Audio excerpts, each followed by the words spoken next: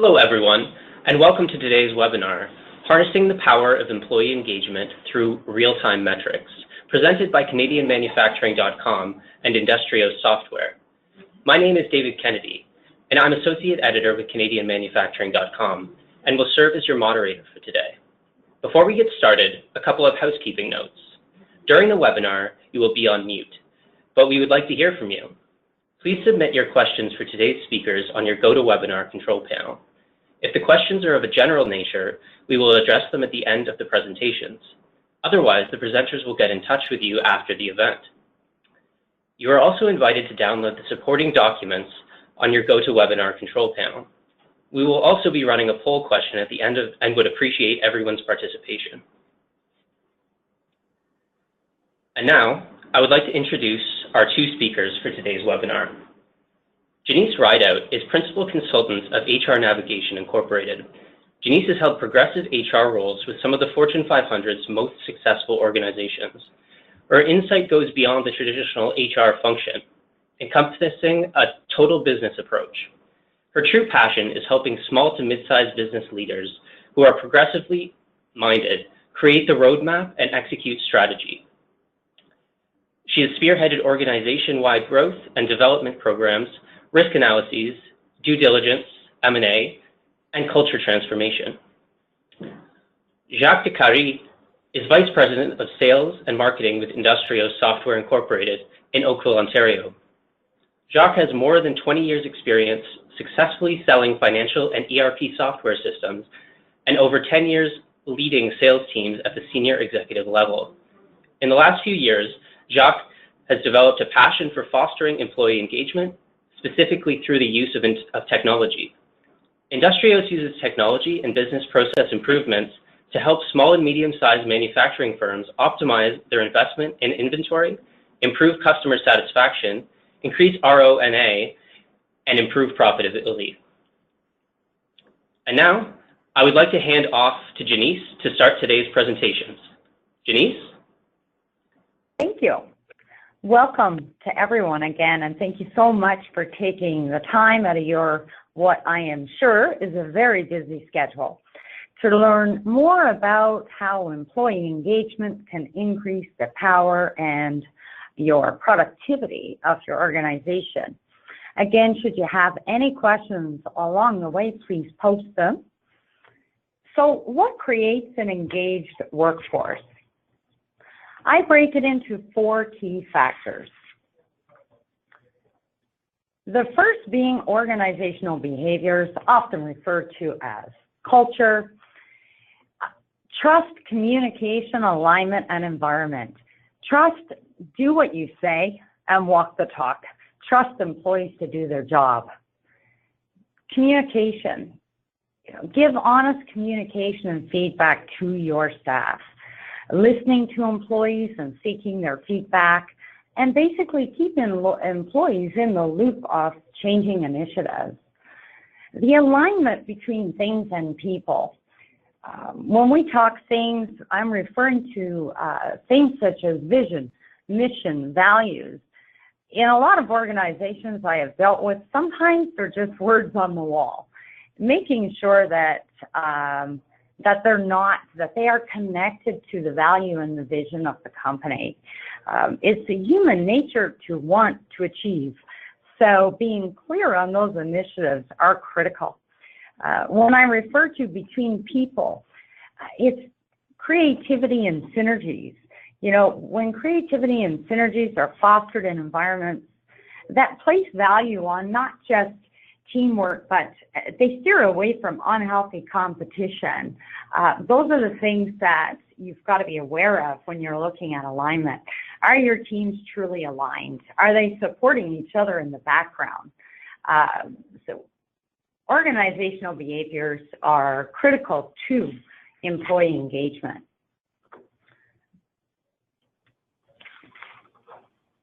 Employees see through fake communication. Smoke and mirrors do not work with the average person. Gilbert says it best. Sincerely involve others and be open enough to learn something about your business along the way. Number 2, care for your people. I worked with a great leader at DeFasco by the name of Mike Schmidt, one of the strongest leaders I've ever worked with. And he lived this concept daily, and the people around him would follow him anywhere.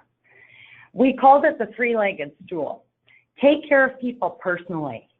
Give them work-life balance. Know what's important to them, and celebrate their personal successes.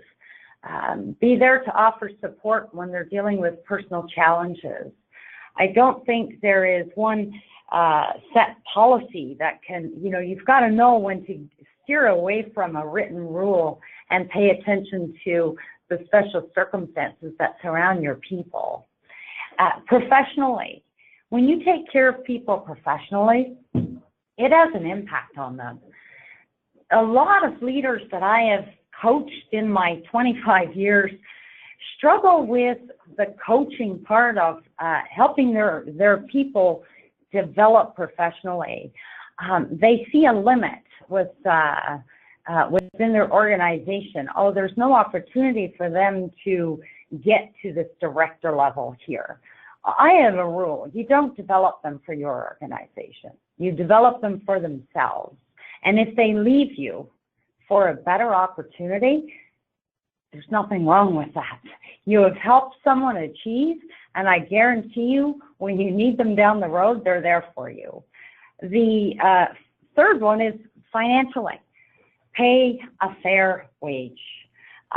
Very critical. But another thing that I have found that in being in HR, when I walk into an organization and the major concern with every employee is they don't pay me enough, they're always coming in to get more money, without failure, it's because the leadership is not taking care of them personally and not taking care of them professionally. If you take one leg out of that stool, you're standing on stilts, and that is not a stable thing to be standing on. So take care of your people. Meaningful work. I'm sure if I could speak to you all today and get your response to this, I don't think anyone wants to come to work and not feel like they're contributing and adding value, and neither are your team. If you have people reporting into you, they want to know that they come to work every day and they've contributed something, they've grown, they've utilized their talents, or they've been stretched outside of their comfort zone. Is the work that you are delivering, is it meaningful? Do you exercise your skill set?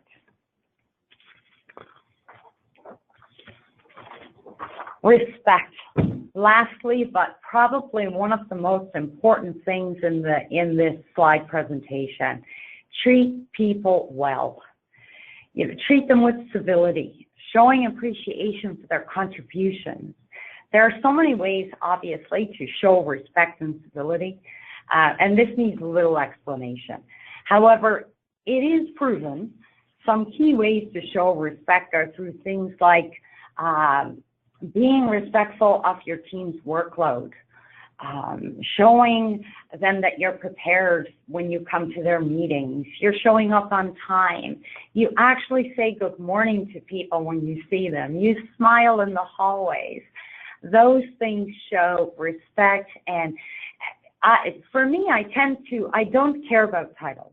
It's actually, if I had my way, no one would have titles. We'd all be business partners, because I think everyone deserves that respect, regardless of their status. And I'm doing some air quotes here, but status is irrelevant. I think Pamela Stroko says it best.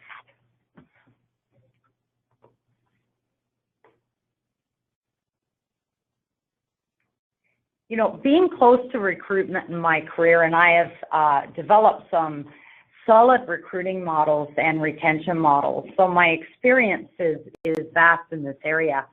And over the past 10 years, I've certainly noticed a shift in employee loyalty. Yes, it might have something to do with differing generations, but that's a different training session for another day. I won't get into that topic. I will, however, emphasize that the cost of turnover averages about 30% of your salary. That is the direct and indirect cost. That quickly adds up when your turnover rate is above the industry standards. Show people they matter. Every employee has something of value to offer, and I believe it's the leader's responsibility to uncover it. Just to reiterate, the foundation of this model is not unlike a house. It's built from the floor up.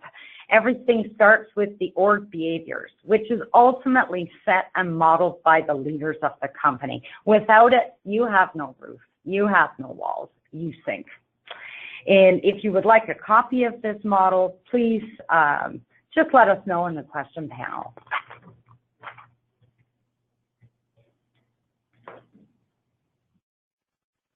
I've had the pleasure in my career of working with a lot of great leaders, and another one that is near and dear to my heart, worked with him at Magna, Ross Hill, very successful businessman, brilliant man, and you know, he's the one that introduced me to this concept of connect paycheck to purpose. And I can say without hesitation that working with him, he lives this every day. The culture that we created in SVE through his leadership was powerful. I think on an average, we broke records weekly using KPIs and using employee engagement. And so I've experienced firsthand the impact of being able to do this well. And so connect paycheck to purpose. If people see the value in it for them, you have a greater chance of creating employee engagement. Sure, the impact the end goal, but more importantly, get to the lowest denominator. You know, apply the 5 whys. When any leader comes to me and they say, okay, this is our goal. We have to increase sales by 10%. My first response is why. They give me a story. Then I ask why again. I ask the 5 whys until I get down to the lowest common denominator to see who needs to be connected to this and who is it impacting. You know, an example, and I see this again often in organizations, they have these holistic sky in the pie statements. So this will enable us to serve our customer better. Well, what we did at SVE was something unique, because we would get with the employees and we would do the 5 whys. And rather than this will enable us to serve our customers better, we have things like help the receiving clerk reduce the time to receive a load and improve inventory accuracy so they can provide accurate and timely information to their internal customers. When people are financially invested, they want to return. When people are emotionally invested, they want to contribute.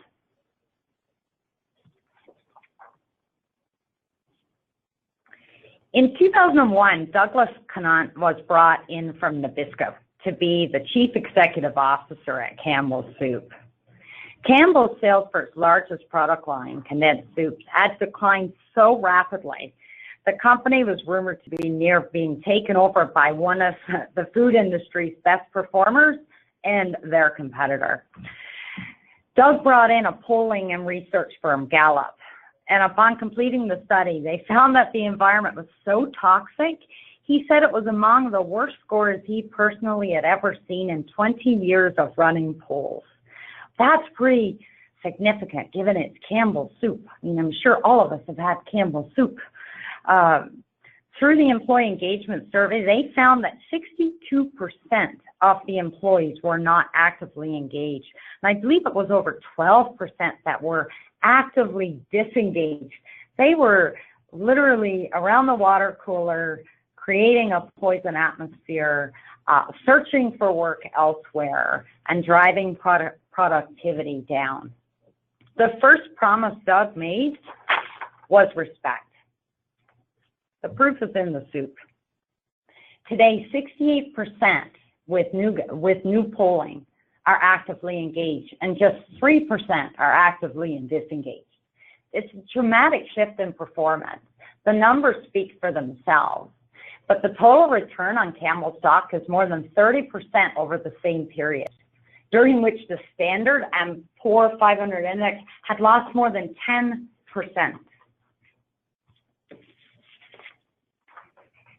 He understood the correlation between employee engagement and profitability. His use of employee engagement has been so successful that it's held up as a model in a book, Closing the Engagement Gap, How Great Companies Unlock Employee Potential for Superior Results, written by Julian and Don Lohman.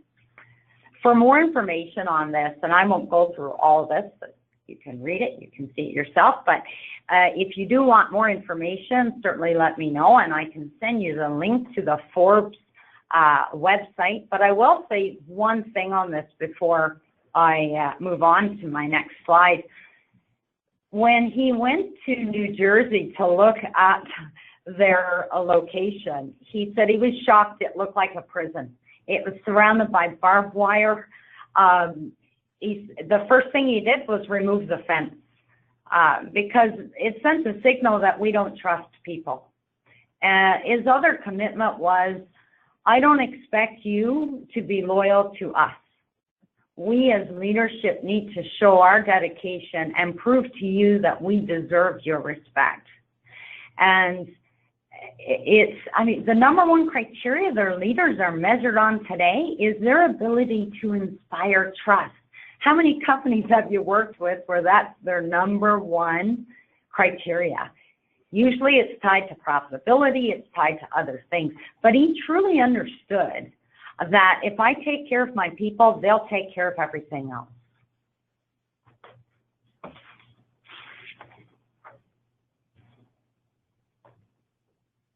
Why should leadership care? Well, you know, it impacts these all the four factors that I have reviewed with you today.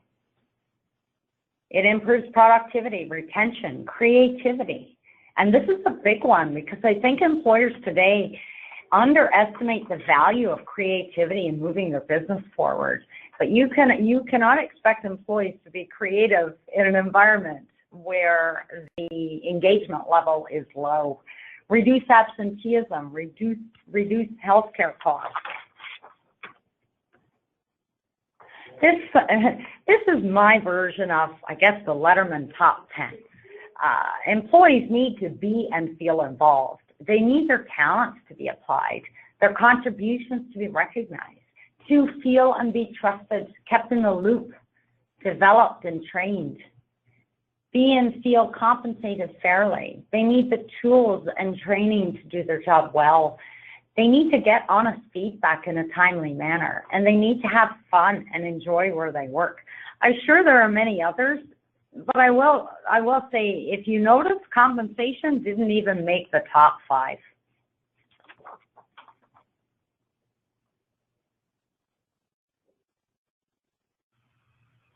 I hope that you enjoyed this section of the presentation, and maybe you'll walk away with one thing to look at differently, to share with your leadership. I really do look forward to answering any questions you might have. Thank you. Thank you, Jenice, for that informative presentation. It's clear what a significant role employee engagement can play in manufacturing success. If the audience has any questions for Jenice, please log them in your GoToWebinar control panel. And now, we'll hear from Jacques Decarie. Jacques? Thank you, David.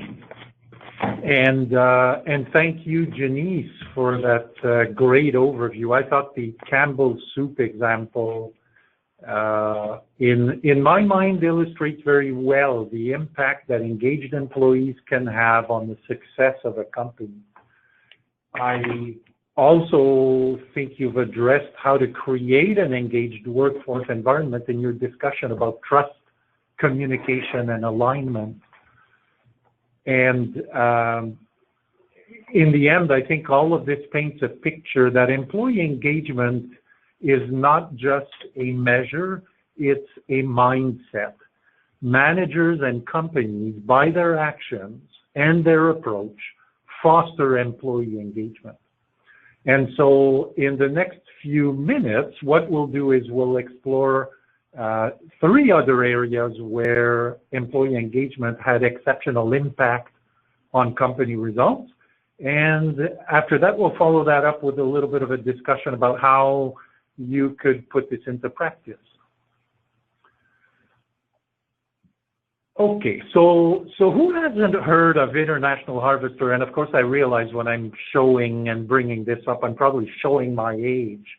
And it's quite possible that many of you have never heard of International Harvester. But anyway, there you go. It'll be your introduction. So in 1983, International Harvester was on the verge of bankruptcy, and they were bought by their employees for $100,000. And the International Harvester was then subject of a major overhaul using concepts known today as open book management. The results were so impressive that they transcended the company itself. There was a book published, and open book management has since become a leading management philosophy. So just to put things in perspective, in the 9 years between the acquisition and the publication of the book, International Harvester revenues grew from 16 million to 83 million, and company value rose from $100,000 to 25 million. By the time the 20th edition of the book was published, the company had experienced 348,000% growth. And so that's not a typo, that's accurate. The turnaround was attributed to the practice of open book management, which basically consists of picking, and you've heard the expression KPI, so key performance indicators, and then educating employees on the metrics' meaning, and asking employees then to contribute to setting targets and working every day at ways to improve the results against these targets. And of course, management style comes into play here. It obviously is key that management draw attention to the metrics regularly and stimulate discussion about suggestions for improvement. So the International Harvester success story was the inspiration behind a book called The Great Game of Business, which has since become the scripture for a management consulting program that was founded by the CEO of International Harvester, Jacques Decarie. And Inc. magazine refers to Jacques Decarie as the father of open book management. And of course, today you can go on their website and hire consultants from that company to get help implementing open book management concepts in your organization. Tools to capture and publish key performance indicators, of course, have changed dramatically between 1983 and today.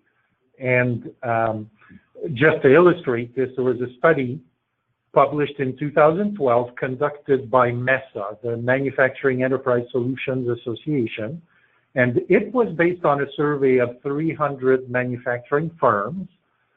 And these firms were from all over the world, different types of manufacturing, sizes, countries.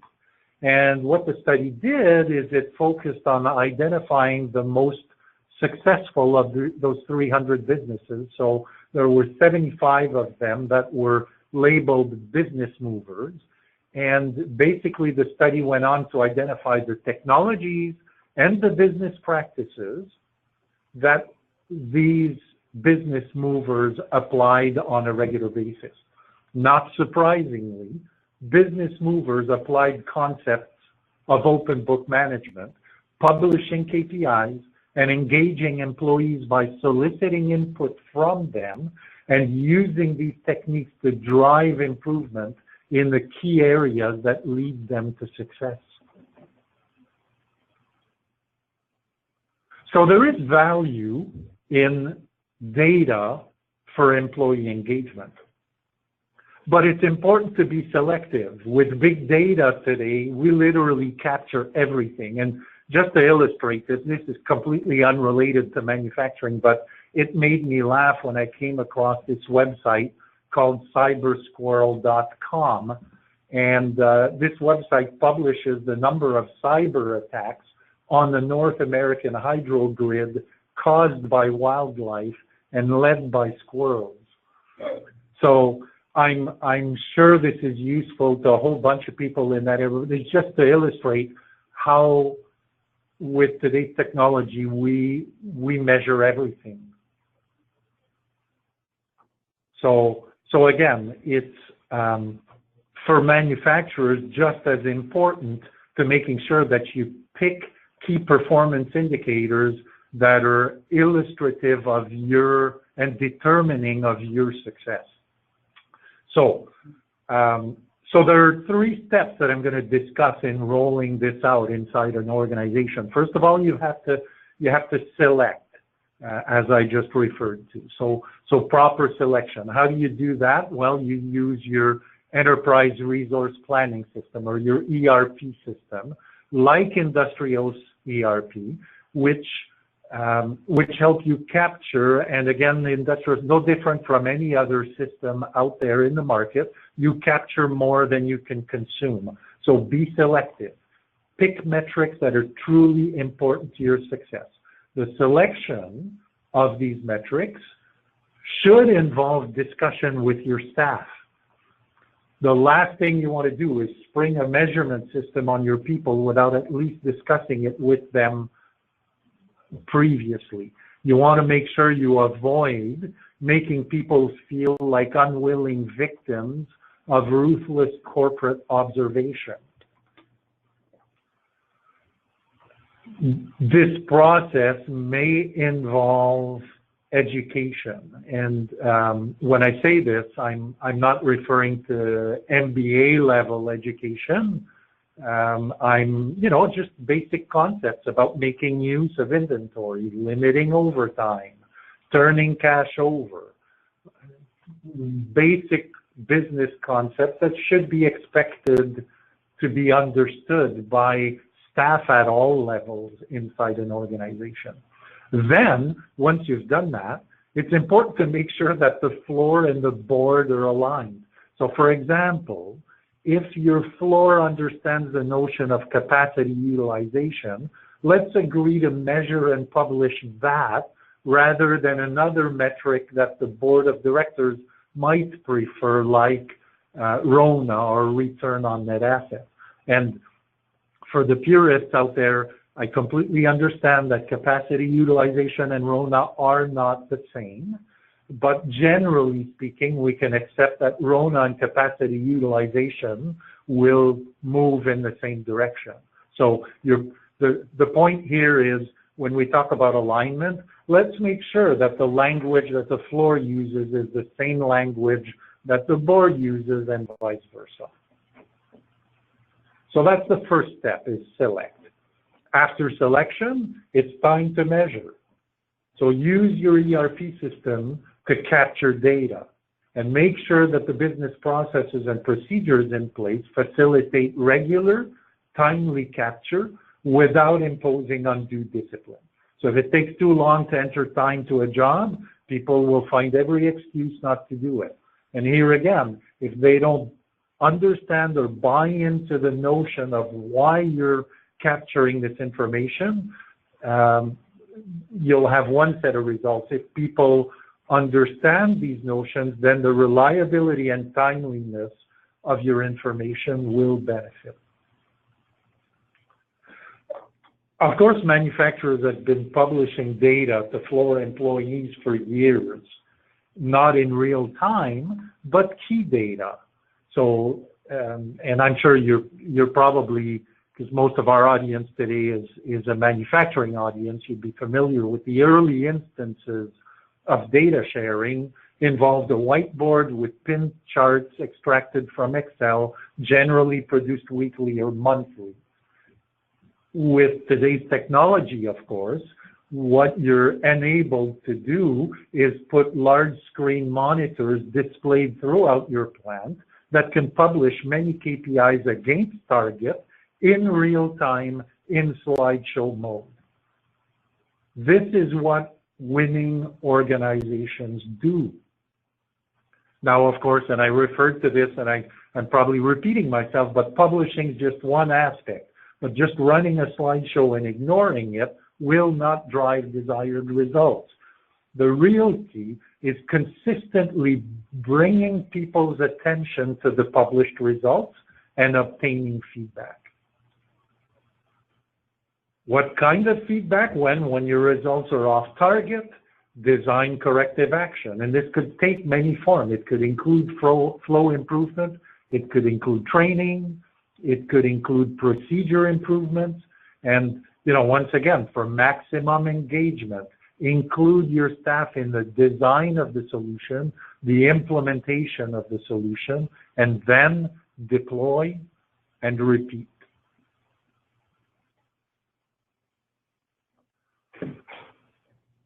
Okay.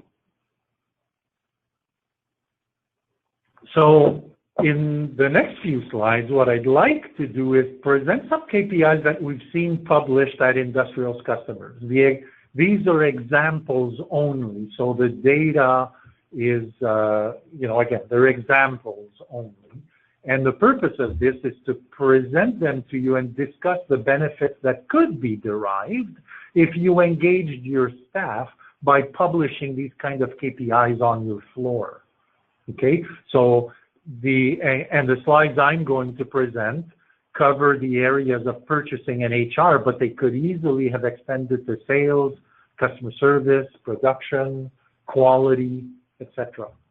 So I'm going to present some thoughts, and while I do this, I invite all of you to use the questions tab on the GoToWebinar control panel and contribute to this discussion with either questions, thoughts, ideas, suggestions, experiences that you've had, whatever. It's all welcome. So I'm going to start with the half circle here at the bottom of the dashboard that's entitled expediting versus total purchase costs. And so for this one customer, expediting costs were a common occurrence and deemed material by management. So this is something management wanted to get a hold of or a hold on. Publishing in real time on the shop floor monitors brings attention to it. So if anything, at least everyone knows that this is something that's being measured. Now, in this instance, the actual costs are below targets, but what if they weren't? What could be learned from the exercise of publishing this particular metric out to the folks on the floor? Well, the kind of conclusion you could derive would be that, first of all, maybe purchasing acted late. Maybe purchasing acted on time, but the vendors were late in delivering. Maybe the two of them were fine, but the production schedule changed. And, sometimes these changes are caused by, equipment failure, forcing production or the floor to adapt and start on new jobs. Or it was the sales department that came out and made a promise that nobody could live up to, and everybody had to scramble to try to live up to the promises. Finally, it's possible that the original material requirements were based on inaccurate inventory levels in the first place. So maybe when MRP was run, the inventory was showing that there was enough or adequate material in inventory to support the production schedule, but then in the meantime, and we've all heard the expression robbing Paul to pay Peter, maybe this happened in between, and now that you're at the time of producing that job, you're missing material. So here's the question: what might be some next steps to zeroing into the actual root cause inside your environment? What actions might be taken? And you can certainly see that with all the possible parties involved, discussion with everybody might be a very good starting point.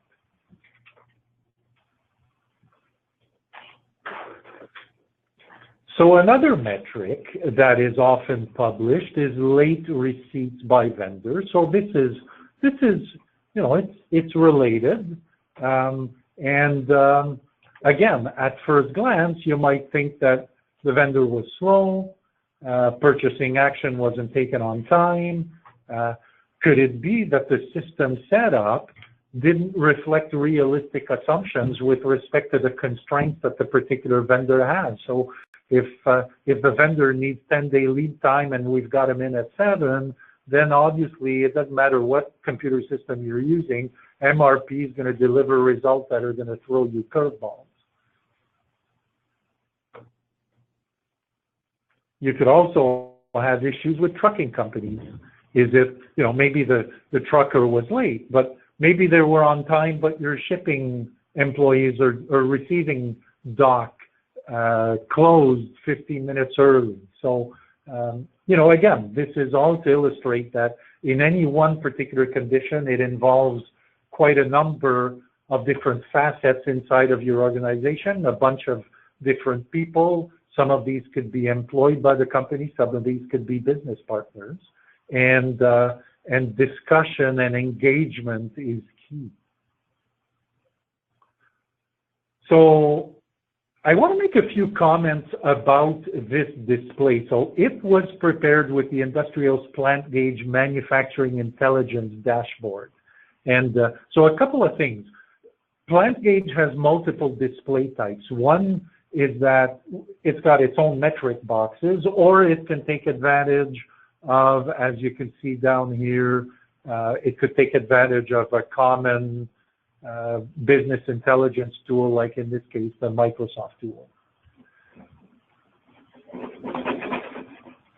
And okay, so that didn't work too well. Let's try again.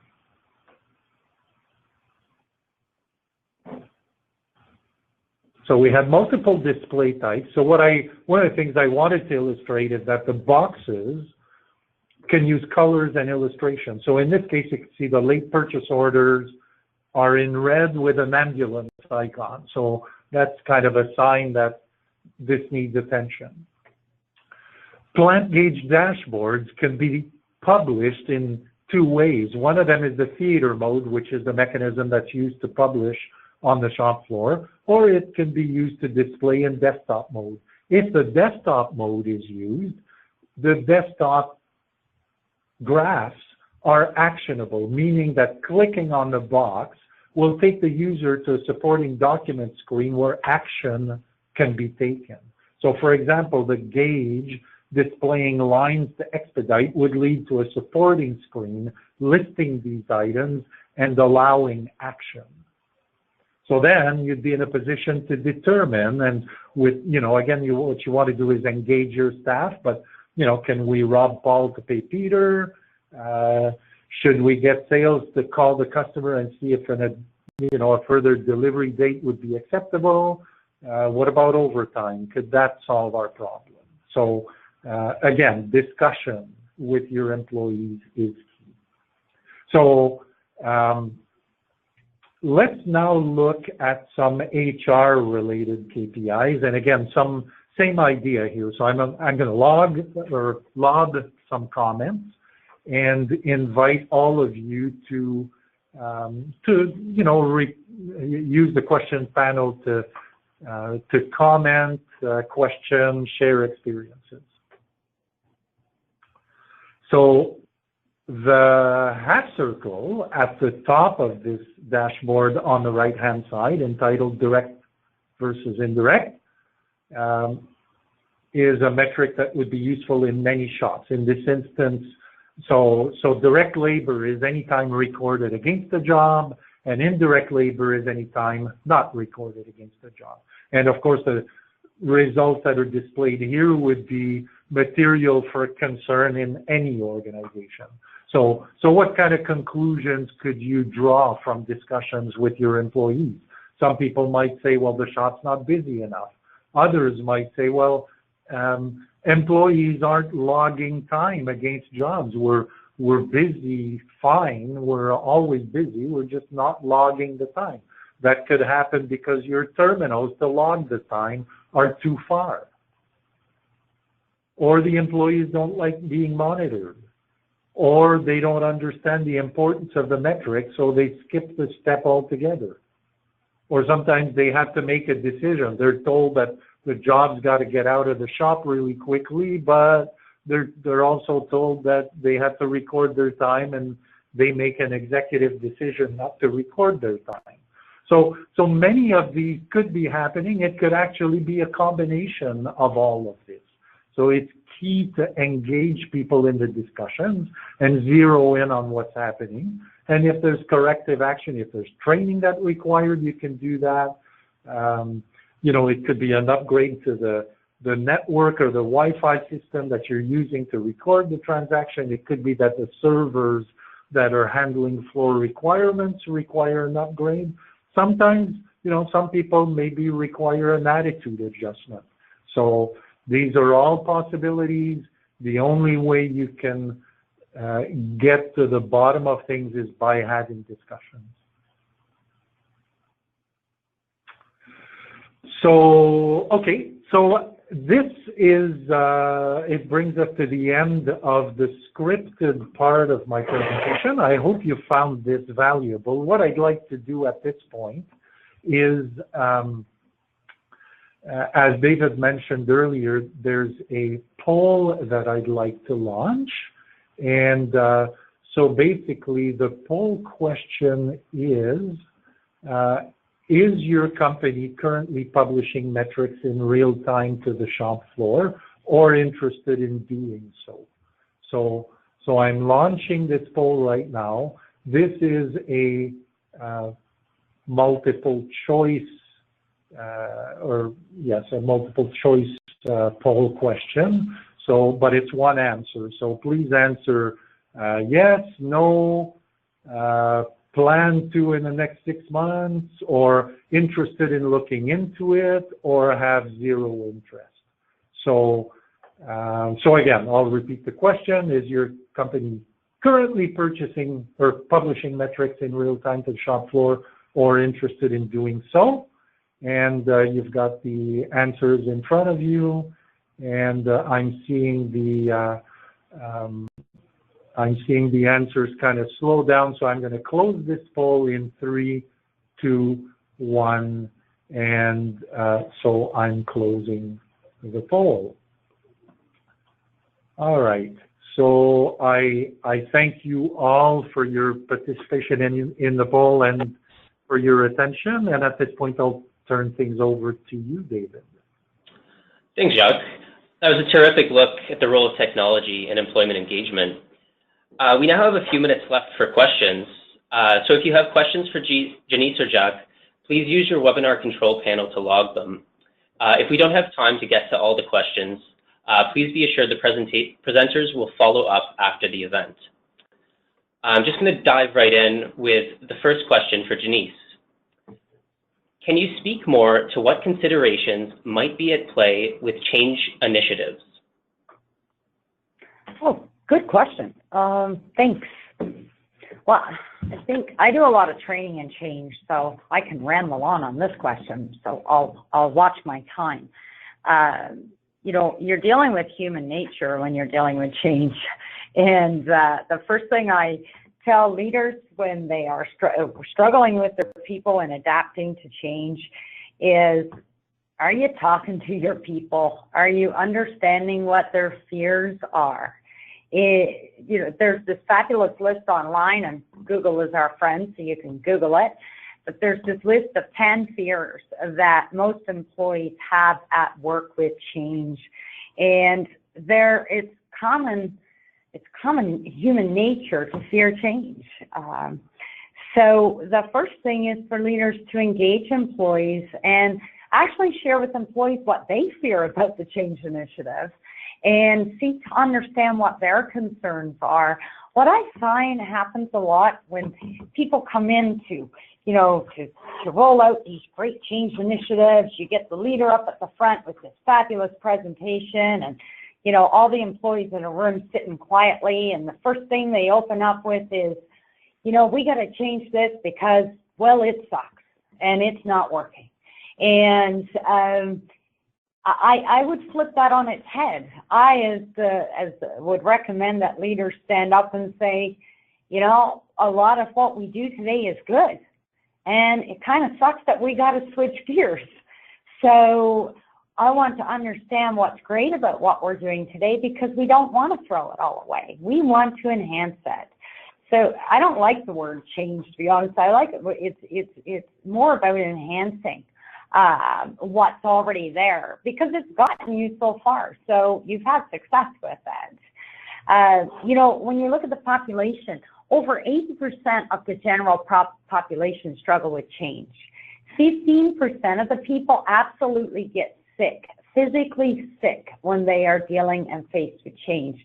It is the top 5 that love change, and they can also be your cowboys that go around changing for the sake of change. So it's understanding that it's human nature. They struggle with change. Ask them, what would make this change easier? A lot of them fear, you know what, I've mastered this skill. Am I smart enough to do this? Is it going to slow me down at work? Do we have the tools? Do I have extra training? Am I going to be rated on this next year? I always get overachieved in my performance review. I don't think I can get it. Those are the real issues that employees have when it comes to change. Hope I've answered your question.